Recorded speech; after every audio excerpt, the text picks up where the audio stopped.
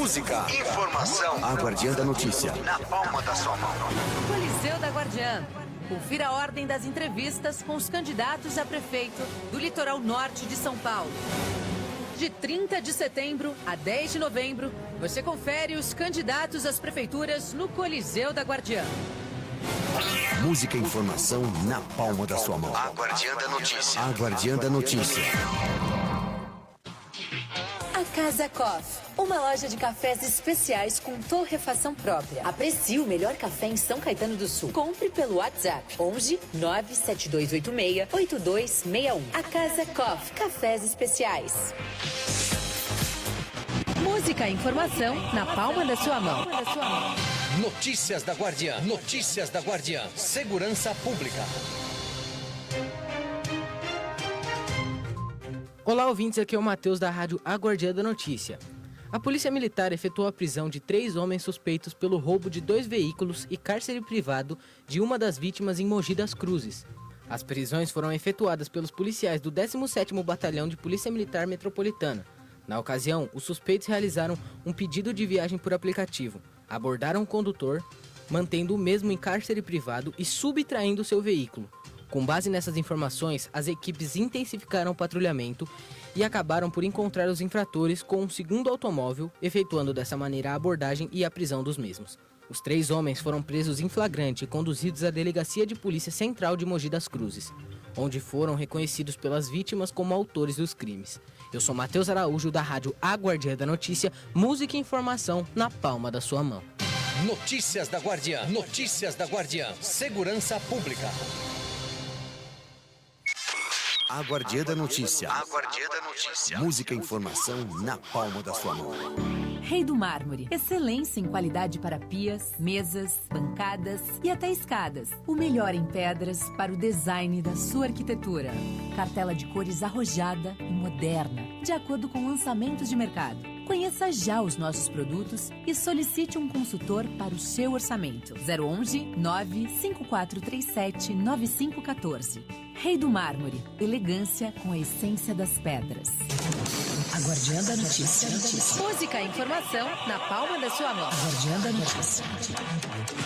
Você sabia que o Ciretran não é mais o responsável pelo emplacamento dos veículos? Então, você já sabe onde emplacar o seu carro? Império Placas e Emplacamento Automotivo. Faça já um orçamento. 011 4309 4642. Império Placas, Emplacamento Automotivo. A Guardiã da Notícia. A Guardiã da Notícia. A Guardiã da Notícia. E Veloz. Ultra velocidade em até 300 megas para o seu celular, tablet, diversos dispositivos. E Veloz. Nunca foi tão fácil acessar a internet banda larga. Essa é a super velocidade fibra ótica da Iveloz. E nossos combos possuem ainda acesso às redes sociais e ligação ilimitada. E Veloz. Corra com a nossa velocidade e assine já. 011 4610 0000. E Veloz. A sua conexão. A Guardiã. Música, A Guardiã. informação, A Guardiã da notícia. na palma da sua mão. Agora, Minuto Health Saúde.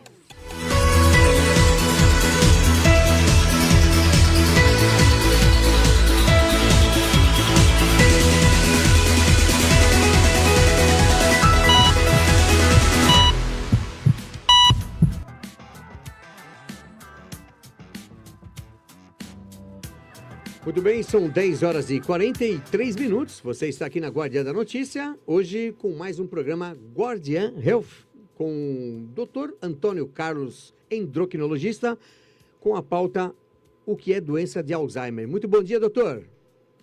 Bom dia, querido Valentino. Você está bem, rapaz? Estamos bem, estamos ótimo. Melhor agora falando com a sua pessoa. Valeu, que bom. Legal falar contigo também. Saudade de você, de ver de perto. Doutor, temos a primeira pergunta. O que seria hoje, que a pauta seria de Alzheimer, né? O que é doença de Alzheimer para os nossos ouvintes aqui da Guardiã da Notícia? Acho que é bem óbvio isso, é bem óbvio. É óbvio a pergunta, né? Você tem que fazer isso mesmo. É um processo degenerativo junto às células nervosas do cérebro, decorrente de uma deposição de proteína nesse universo de células nervosas. e isso faz com que a função de grupos de células seja destituída, ou seja, a célula passa a não ter, a exercer a função de origem dela. E isso leva a todas as situações de quadro clínico, né?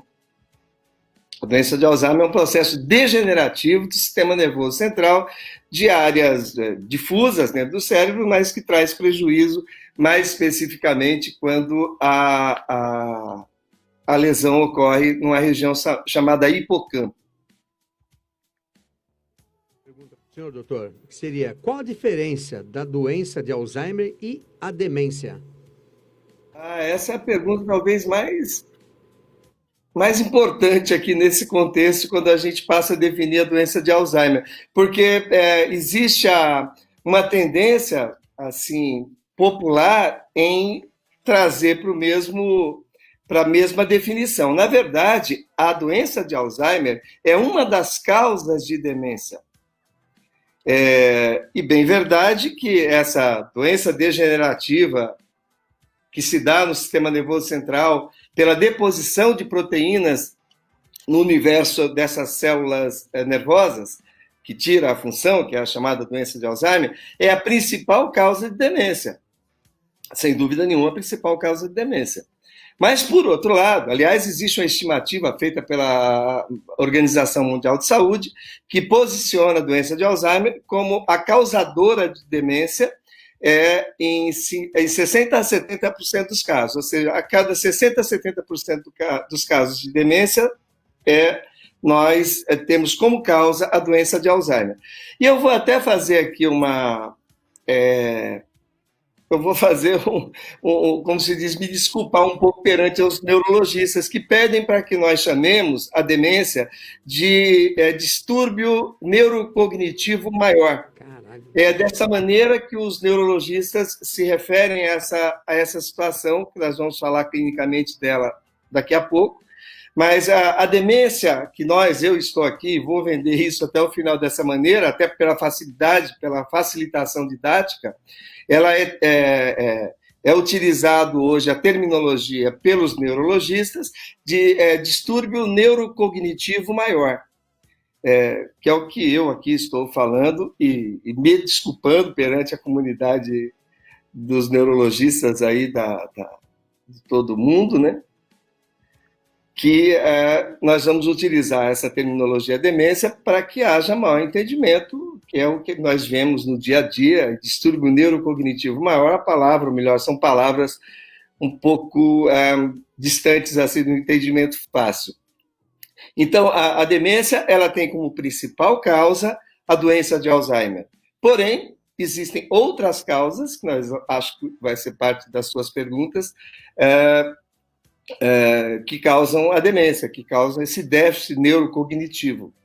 Cognição é o entendimento, quando nós falamos assim, distúrbio cognitivo, é um distúrbio de entendimento e de expressão, né? Mas o cognitivo é do entendimento, é o do quanto eu participo do meio na exatidão da relação, do que se pretende dentro de um diálogo, dentro de um reflexo, dentro de uma condução nos parâmetros da normalidade. Então, o distúrbio cognitivo, que é chamado de distúrbio cognitivo maior, a demência, nada mais é do que isso. Você deixa de interagir com o meio. Tá certo, doutor. E a partir de qual idade é mais frequente a ocorrência e qual percentual da população é acometido? Assim, o distúrbio cognitivo maior, a demência, ela pode ocorrer em qualquer idade, quando nós pensamos em todas as causas.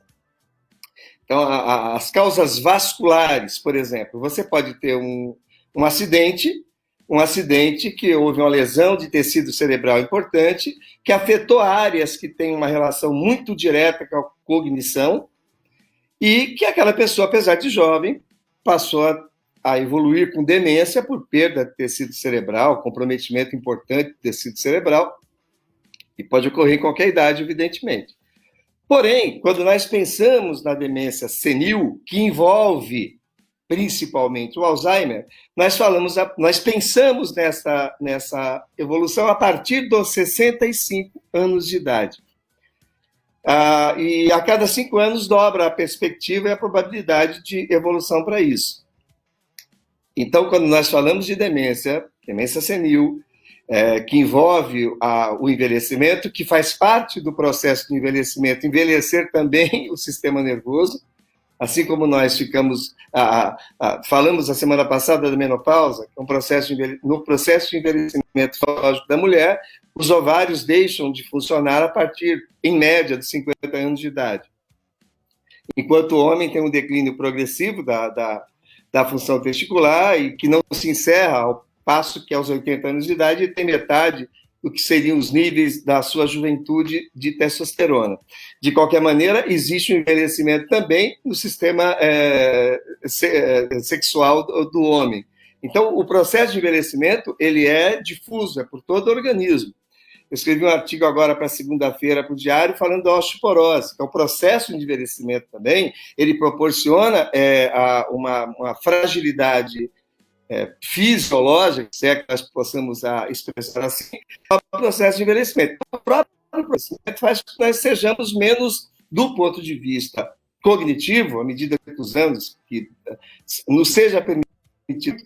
É evidente que ali, a quem alcança de perto de 100 anos, alguns alcançam um pouco mais, a visão não é exatamente a mesma. Existe ali comprometimentos funcionais também do sistema nervoso. Então, existe esse processo que é progressivo, inexorável, não tem como esperar de outra maneira, mas que pode ser muito acentuado em algumas pessoas, e 95% das vezes desse déficit cognitivo importante, que nós chamamos aí de demência senil, ocorre a partir dos 65 anos de idade. Ô, doutor, outra pergunta para o senhor existe o que fazer para evitar o Alzheimer e as outras causas da demência? Pois Valentino. Eu vou até sair agora do Alzheimer, né? Vou pensar na demência, mas vou estratificar agora para as outras causas. Tudo no nosso organismo necessita de nutrição. Invariavelmente, você não tem um tecido que esteja bem funcionalmente de acordo com as necessidades orgânicas se ele não for nutrido. Assim como nós, seres humanos, se comemos mal, se estamos com muita fome, como nós vemos aí em países que ainda, lamentavelmente, convivem com fome, inclusive fome, aliás, principalmente essa que mais nos agride, né? Eu sempre digo que nós falamos aí, estamos pensando, pelo menos alguns, pensam em povoar Marte, enquanto metade da população do mundo não tem vaso sanitário. E perto de, pelo menos, de 10% a 15% da população mundial passa fome, né? Então, assim, é claro que se o tecido não recebe a contento a nutrição, ele falha. Ele falha. É o que nós vemos, por exemplo, nas pessoas que fumam demais. Pessoa que fuma demais, você pode ter uma lesão de extremidade, porque aquele vaso foi muito comprometido pelo cigarro, pelos anos de cigarro, pela quantidade de agente agressor daquele pequeno vaso, que é o vaso distal. Então, é comum você ver pacientes que tenham comprometimento vascular importante só pelo cigarro, ainda que não tenha nenhuma outra doença. E esse comprometimento vascular pode gerar, e gera, em boa parte das vezes, quando o paciente sobrevive o tempo suficiente para poder expressar isso, uma falta de nutrição nas extremidades, que pode levar, inclusive, à necessidade de amputação, comprometimentos muito importantes com relação à nutrição daquelas extremidades. A outra coisa que nós vemos, a situação super comum, uma das causas mais importantes de mortes no mundo, que é o infarto agudo do miocárdio, que nada mais é do que o vaso que permite a passagem do sangue em direção ao tecido para nutrir, quando ele é fechado subitamente por descolamento de uma placa e um coágulo dentro dessa coronária, faz com que aquele setor à frente de onde foi feita a interrupção do fluxo sanguíneo, deixe de receber o sangue e, com isso, ele passa a sofrer. Mas, independentemente de ser agudo ou não, o fato do vaso ir se fechando e tendo comprometimento da passagem do sangue pela luz desse vaso, tudo que depende daquele sangue que estaria passando por ali, que não está passando a contento, passa a ter sofrimentos, sem dúvida nenhuma. Você passa a ter um tecido que não responde a contento porque não está sendo nutrido a contento. Isso acontece no cérebro também. Então, um paciente hipertenso que não cuida da pressão. Os vasos do cérebro, assim como todo o organismo, eles sofrem. Eles passam a ter lesões mais frequentes. Esses vasos se contraem, tentam sobreviver à força do sangue que está sendo injetado pelo coração, e se contraem e não são relaxados por nenhum medicamento, por nenhuma conduta, não está sendo feito exercício físico. Então, existe uma tendência a que haja um déficit relativo na entrega desses nutrientes no cérebro. Um diabetes mal compensado é a mesma coisa, é uma das principais causas de arteriopatia, de vasculopatia, mas no caso eu falo de artéria, aquele que carrega o sangue que tem oxigênio. Das principais causas, causas propriamente dita, de aterogênese, de formação de placa, que faz com que exista a diminuição do lúmen, a diminuição do espaço por onde passa o sangue, nós chamamos aí de arteriosclerose, que lá na coronária eu falei que pode levar a infarto, mas uma das principais causas desse tratamento é o diabetes. Quanto mais descompensado for o diabetes, quanto menos cuidado for o diabetes, maior chance de você ter vasculopatia. E eu sempre falo, Valentino, que uma coisa é você fechar a aorta. A aorta tem um calibre enorme.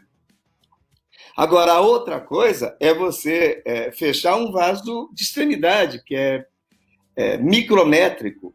É muito mais fácil esse vaso micrométrico fechar do que a aorta. Tem um diâmetro muito grande. Então, quando você pensa no diabetes, na hipertensão, você não está pensando exatamente em problemas macrovasculares, em grandes vasos. Você está pensando nos microvasos. Os microvasos são justamente aqueles que entregam, são aqueles que fazem a troca do nutriente, que entregam o nutriente e tiram os dejetos dessa nutrição do tecido para levar de volta, para ser filtrado no rim, para ser metabolizado no fígado, para ser feita a troca gasosa do gás carbônico, que é a liberação, liberada a partir do consumo de oxigênio, para levar lá para o pulmão para ser feita a troca gasosa. Então, assim, quando você pensa no universo cerebral, os microvasos sendo comprometidos, aí no caso, por maus cuidados com a hipertensão ou pouco zelo pelo diabetes, é evidente que o paciente hipertenso e o paciente diabético, ele tem maior propensão, quando não, até um acidente vascular cerebral grande, que lesa uma área grande, e pode lesar também aquela área cognitiva importante, que é bem próxima, é o hipocampo e adjacências. O hipocampo é uma área cerebral que tem uma relação muito grande com memória, com cognição, a mais importante. Se lesa uma região ali muito relacionada ao hipocampo, ou mesmo hipocampo, você passa a ter um quadro de demência vascular por um acidente vascular cerebral. Mas, independentemente de ter ou não ter um acidente vascular cerebral, nós temos lesões a longo prazo, quando não são bem cuidadas essas patologias. Então, difusamente, você tem falta de nutriente. E essa falta de nutriente leva a lesões mais rapidamente do que o processo de envelhecimento normal num paciente que toma cuidado, ou que não possui as patologias, ou que, por outro lado, possui as patologias, mas trata muito bem. Aqueles que descuidam disso, não tomam cuidado com isso, são mais propensos a evoluírem o que nós chamamos de demência de origem vascular. Já seria pela vasculopatia. A doença de Alzheimer, que eu quero falar daqui a pouco de um trabalho da Neurology, que foi publicado agora no mês de junho, eu até escrevi para o Diário do Grande ABC sobre esse artigo.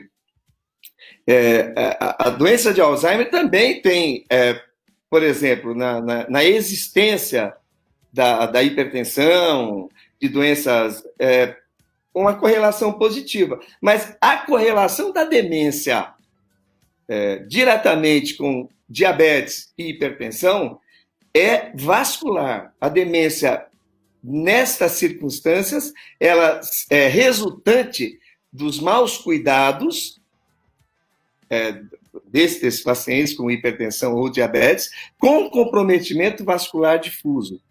Então, na verdade, o paciente teve uma lesão, passa a ter lesões cognitivas, inclusive que elas se relacionam muito também com a alteração dos reflexos, diferente do Alzheimer, que essa alteração de reflexo é muito mais tardia. Os neurologistas, eles conseguem diferenciar o que vem do Alzheimer e o que vem de uma doença vascular ou de outras circunstâncias que possam levar à demência.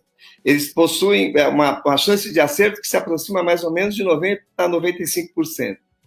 Não é tão simples, viu?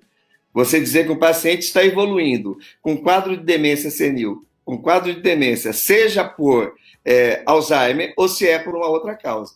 Se é sabido que ele teve um derrame, ou faz uma tomografia, aparece uma grande área de lesão, aí fica muito simples, porque o simples, ou pelo menos favorece muito o diagnóstico, que é um quadro vascular. Mas, em boa parte das vezes, não existe uma lesão específica na tomografia ou na ressonância que faça essa sugestão muito categórica de que houve uma lesão vascular.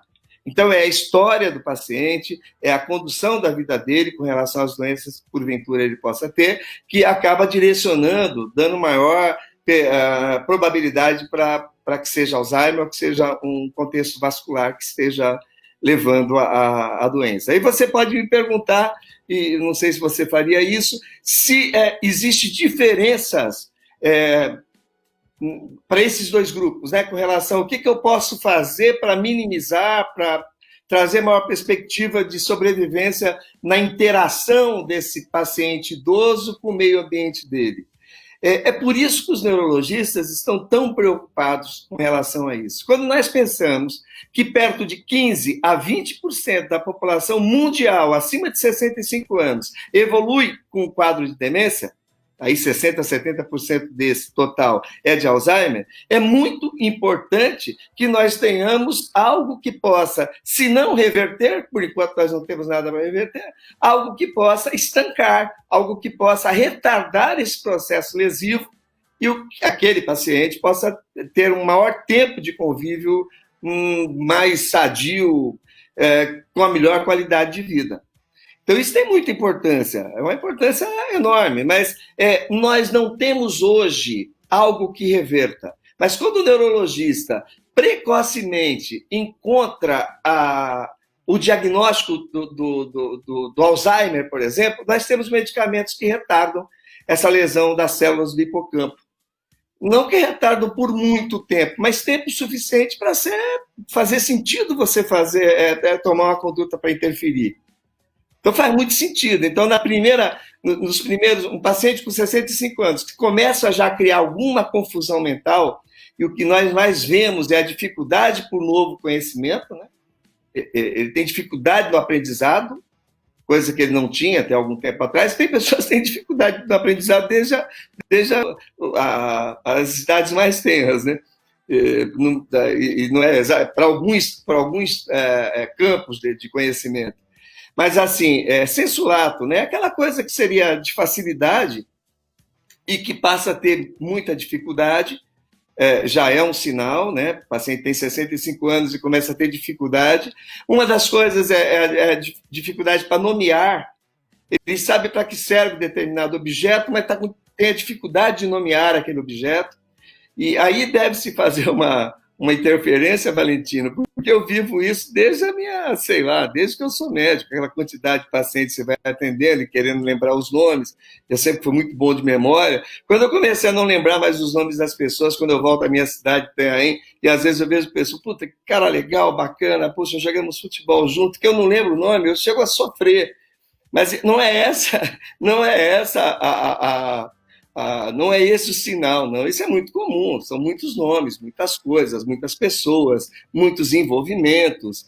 Não, é coisa normal, é um garfo, é um prato, é um... Normal que eu digo assim, muito do dia a dia, é muito fácil de você pedir, e você já tem alguma dificuldade ali. Eu sei que muitas pessoas ouvindo isso vão fazer aquela auto-introspecção e começar a achar, puxa vida, estou desenvolvendo o Alzheimer. Mas assim, o Alzheimer, perdão, a demência.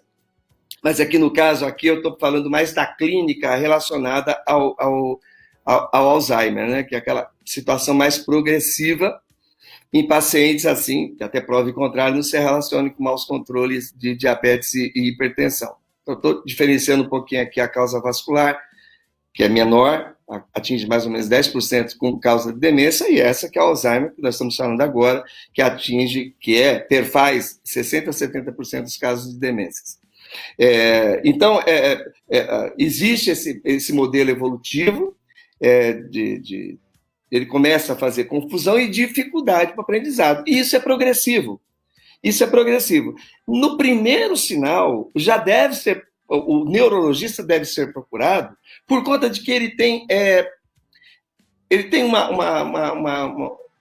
vários argumentos de ordem laboratorial, assim como clínico, que, aliás, no momento são os mais importantes. Mas ele testa reflexo, ele pede alguns exames que são mais específicos. Não existe ainda... Existe uma grande perspectiva, mas não existe ainda um exame laboratorial que crave que aquele paciente está desenvolvendo a doença de Alzheimer. Ainda não existe, mas existe uma perspectiva muito grande.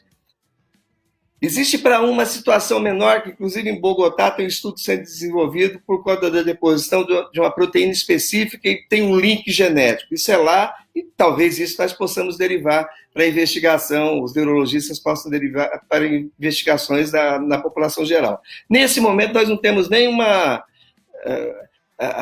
ou exame ou um sinal que seja extremamente característico. O balizamento é essencialmente clínico. Mas a doença de Alzheimer é culpada pela evolução da demência em 60% a 70%. E aí, para responder a questão agora, eu falei que cuidar da hipertensão, cuidar do diabetes, faz com que nós protejamos a demência senil oriunda de contexto vascular. Então, eu estou pensando, paciente hipertenso, paciente diabético, pega essas duas patologias mais importantes e frequentes, cuidar muito bem disso, evidentemente, protege ou minora a chance de evoluir para uma doença de demência. No paciente idoso, habitualmente também a partir da 7ª década de vida. Mas quando nós pensamos no Alzheimer, é aí que eu quero falar desse trabalho da Neurology. É uma revista super conceituada e que fez um estudo há pouco relacionando o comportamento de pessoas acima de 65 anos dentro de grupos que não evoluíram para Alzheimer e nos grupos que evoluíram para Alzheimer. E 5 situações muito clássicas assim foram anotadas, né? Uma delas é fazer exercícios. E quando nós falamos em fazer exercícios, eu sempre divido na minha área o que é exercício exaustivo e o que não é exercício exaustivo. Mas no caso desse estudo, ele diz que fazer exercício físico, seja exaustivo ou não, protege para a evolução de doença de Alzheimer.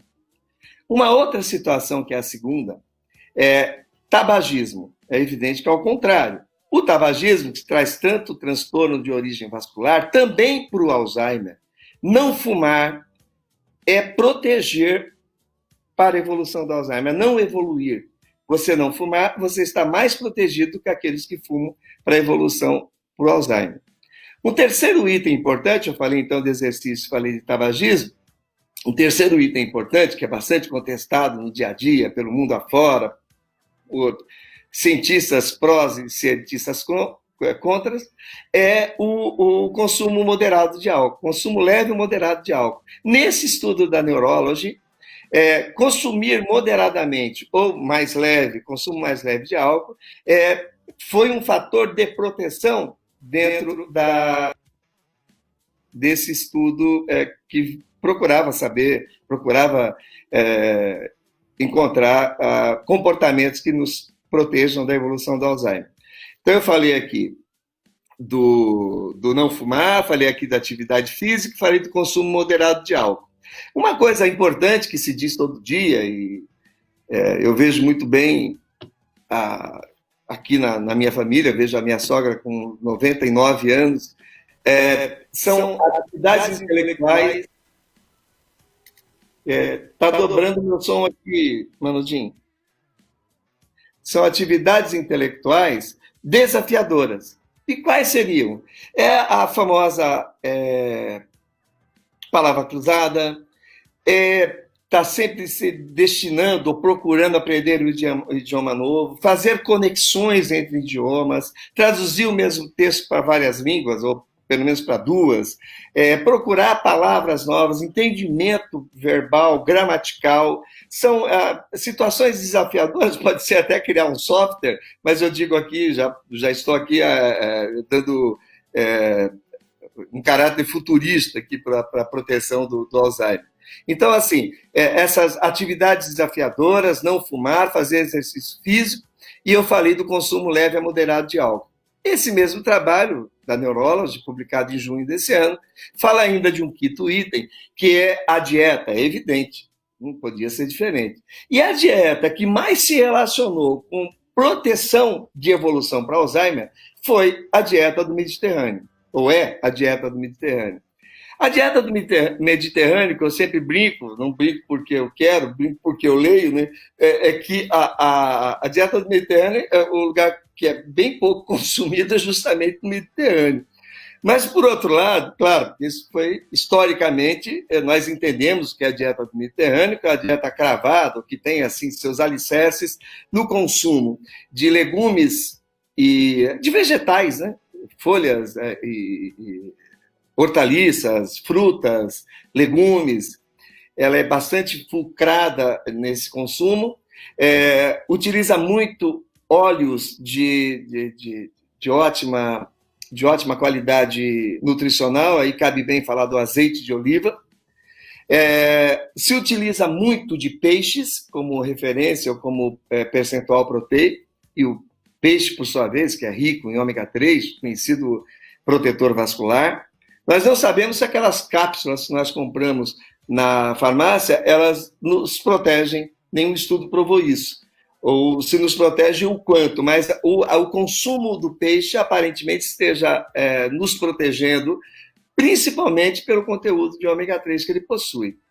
Então, eles consomem muito peixes, os grãos, né, sempre integrais, e, pasmem, faz parte da dieta do Mediterrâneo o famoso, glorioso e sempre decantado vinho. E isso criou, né, no universo científico, assim, aquelas tretas comuns, né, porque existe um grande movimento querendo dizer que o álcool em qualquer quantidade traga malefícios,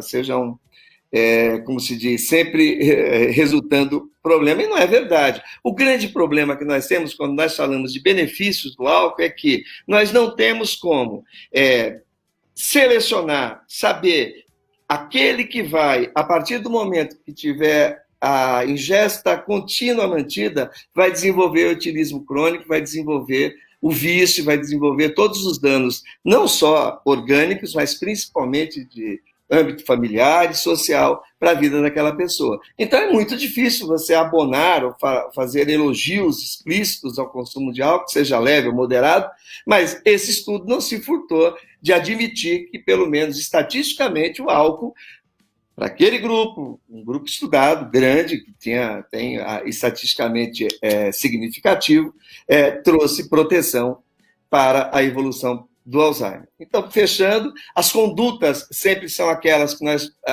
orientamos para todas as circunstâncias que envolvem um ser humano. É uma dieta saudável, que deve, sim, ser totalmente isenta de produtos processados, mais exatamente superprocessados, que são aqueles que modificados e adicionados um monte de substância para dar sabor, para dar durabilidade, não importa a boa intenção, são extremamente danosos, o mundo sabe disso e passa da hora de nós tomarmos cuidado com o alimento superprocessado, que é um pouco diferente do que nós chamamos de alimento processado. O alimento processado, ele é adicionado sal, é adicionado eventualmente açúcar para aumentar a durabilidade. Então, você vai ver isso, por exemplo, na carne seca, é um alimento processado. Ele passa a não ser processado e superprocessado quando ele recebe também nitrito, recebe outras substâncias de corantes, aí não é uma carne seca, né? Já é como se diz, uma carne seca fake. Mas é um produto processado a carne seca, aquela que só é salgada. Você pega, por exemplo, uma geleia de fruta. A geleia de fruta é um produto processado e deve ser evitado em grandes quantidades. Aliás, não deixem de ler a Veja dessa semana, tem uma excelente matéria da Adriana Dias Lopes, que eu tive a honra de participar, que divide esses universos dos superprocessados para os processados. Quando nós falamos processados, passa também a ideia do mal. Não é exatamente assim. Deve ser comedido, deve ser bastante limitado essa ingesta, mas diferentemente dos superprocessados, que envolvem salsichas, embutidos, esses sim devem ser absolutamente retirados da nossa dieta. Mas quando nós falamos de dieta do Mediterrâneo, nós estamos falando da dieta que seria o ótimo, que seria aquilo que... Mas não é... Por exemplo, aqui em São Paulo nós não temos facilidade para os peixes, podemos comer carnes magras. O importante é o que eu disse, as mesmas condutas que nos levam para o lado do bem, quando nós pensamos na longevidade, em linhas gerais, são essas que também nos protegem com relação à evolução para a doença de Alzheimer e para as doenças que evoluem para a demência, né? As outras causas de demência também são protegidas pelos nossos bons hábitos. Digo ainda que o imponderável é o imponderável, ou seja, aquilo que você não previa aconteceu, é o acidente, é o diabetes que ele se apresenta algumas vezes de maneira muito difícil no seu tratamento, por mais que o clínico e o próprio paciente se envolvam para ter um resultado bom, mesmo nessas situações, às vezes a coisa não dá certo, né? Você faz tudo certo e o carro dizia para o lado errado. Mas, de qualquer maneira, o que está sob as nossas, como se diz, responsabilidades e custódia é o nosso comportamento. Nosso comportamento é dormir cedo, fazer exercício físico moderado, eu acho que nós nunca devamos fazer exaustivos, mas devem ser frequentes, não fumar, e se beber pouco. Tem também o beber não dirija, né, Valentino? E, por outro lado, ter a conduta relacionada às doenças de base para proteger contra tudo, inclusive contra a demência. Pois é, doutor. Então, nessas dois distúrbios, se é que posso denominá-los assim, existe a cura, então? Não existe. É isso que eu estava dizendo. Nós conseguimos melhorar muito. Na verdade, são vários distúrbios que convergem para a demência. São vários distúrbios que podem convergir para a demência. O principal é o que nós chamamos de doença de Alzheimer, que é aquilo que eu anotei, que é uma deposição de proteínas que essa deposição acaba transtornando as funções de um grupo enorme de neurônios e que leva a déficits cognitivos e a evolução errática para que aquele paciente pare de interagir com o meio ambiente. Então, é um conjunto de doenças que levam à demência. E a principal causa de demência, em 60% a 70% dos casos, é a doença de Alzheimer. Nós não sabemos como interferir na doença de Alzheimer, mas aparentemente aqueles 5 itens que eu acabei anotando anteriormente aqui, nesse trabalho da Neurology, tem muita importância, né? Como tem para várias coisas, mas tem muita importância ali. Parece nos proteger. E com relação à segunda causa mais frequente de demência, que são as doenças vasculares, cuidar então de diabetes e hipertensão, assim como os cuidados gerais, exercício físico, não fumar, também protege, nos protege dessa evolução. O que eu digo é que, independentemente disso, uma vez que exista o processo de lesão neuronal dos neurônios, nós não temos ainda nada que faça a recapacitação desses neurônios. Tudo que a gente pode fazer é evitar a evolução e, uma vez instalada a evolução, fazer o possível para retardar. Mas a cura ainda não. Nós esperamos, temos uma expectativa muito grande, que os neurônios também ou possam, em alguma dimensão, serem reconduzidos à normalidade por algum medicamento. Mas o que nós temos certeza é que nós temos que fazer o que der, estiver ao nosso alcance, dentro daquilo que eu disse, daqueles comportamentos bons. O que nós devemos fazer é ter bons hábitos de vida para nos proteger do que for possível, e o imponderável que vai vir, né? As coisas não acontecem exatamente como nós queremos. Você pode projetar, fazer tudo para chegar a determinado objetivo e acabar, por algum motivo, capitulando ou sendo desviado, empurrado para o lado contrário que você não queria. Uma vez que tenha isso, você tem que sempre estar disposto a ser investigado, a estar sendo visto por médicos. No caso, a suspeita do Alzheimer deve ser vista, deve ser investigada pelo neurologista. Eu estou aqui sendo só aqui um interlocutor, né? Que é uma doença que se fala pouco, e existe uma tendência muito grande a nós buscarmos coisa do ser humano, evidentemente. Tanto é que estavam tão preocupados com o mundo aqui, o que vai acontecer com a economia, e o mundo podia ir embora. Aí não tem nem economia, não tem mais mundo, não tem mais nada com a história da Covid. Graças a Deus não alcançou essa dimensão. Mas tinha gente preocupado, poxa, mas se acabar tudo, o que adianta a economia? Não vai existir economistas, nem tão pouco que possa gastar dinheiro. Então, o que a gente tem que fazer nesse momento é evitar fazer o que é possível, mas o imponderável deve ser tratado, deve ser buscado auxílio médico. E, na dúvida, sempre a partir dessa 7ª década, não vou falar a partir de 60, em qualquer momento que nós atinjamos aí alguma situação que nos traga dúvida no comportamento que pode estar acontecendo, hoje a neurologia, ainda que não consiga fazer o tratamento curativo, ele consegue trazer argumentos, hora de comportamento, hora de indução de exercício, fisioterapia, e também alguns fármacos que retardam a evolução desse mal, dessa contingência que pode nos atingir em algum momento. Então, aos primeiros sinais, e não é só porque eu não lembro o nome de algum parente, são coisas muito mais óbvias que isso,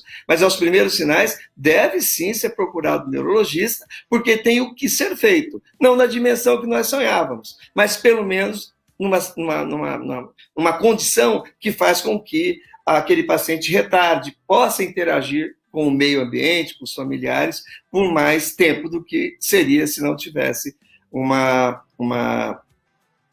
orientação médica e tratamento médico. É isso aí, então, doutor. Acho que chegamos aos finais, né? Mais uma entrevista com o doutor Antônio Carlos, endocrinologista.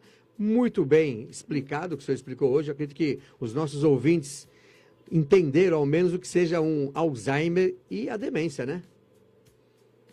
É importante essa diferenciação, ainda que no final das contas a resultante seja muito parecida, mas as prevenções, eu acho que são as principais palavras de ordem de hoje. Ou a principal palavra de ordem hoje seria a prevenção, até onde nós podemos modificar isso. E sempre que houver qualquer tipo de dúvida ou apresentação clínica sugestiva, principalmente nos pacientes idosos, evidentemente, a partir dos 60, 65 anos, a busca por uma ação médica, ou pelo menos pela avaliação médica, deve ser em direção ao neurologista. Muito obrigado, doutor. Foi mais uma vez uma satisfação entrevistar o senhor aqui no Guardian Health, e por hoje ficamos por aqui. Um grande abraço, Valentina. Um abraço a todos aí. Abração, doutor Antônio Carlos.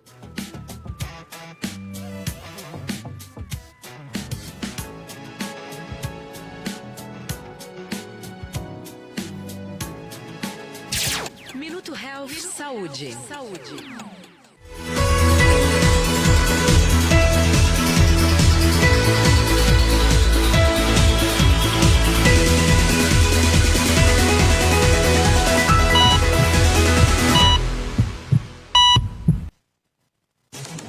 A Guardiã da Notícia.